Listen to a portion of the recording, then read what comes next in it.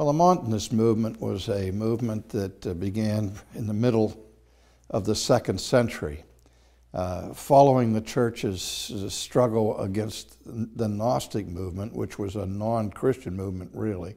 Montanism arose among the Christian community in Asia Minor near Phrygia. And it's called the Montanist movement because its founder was a man by the name of Montanus, who was concerned about the diminishing of the life in the Spirit and of the prophetic ministry of the apostolic church.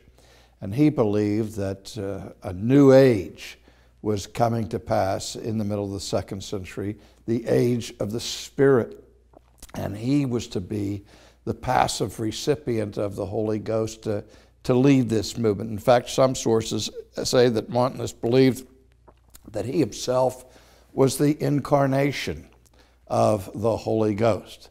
And so he had with him 2 lady prophetesses, Prissa and Maximilla were their names, and together they made prophecies about the end times, principally, that they announced that the Spirit had revealed that Christ was going to return very soon, and that he was going to return and set up his kingdom in Phrygia, not in Jerusalem, but in Phrygia.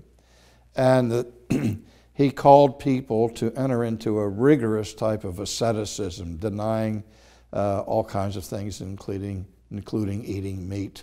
And he got quite a following.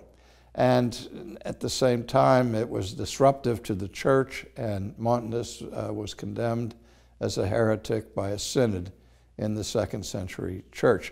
But the influence of Montanus lasted well beyond himself and his prophetesses. The last one died, I believe it was Maximilla, died like in 179, somewhere like that. And the influence included among their adherents at one point Tertullian, who was a very important figure in the early church. And the influences of Montanism lasted up basically until the 4th century, until the ministry of St. Augustine.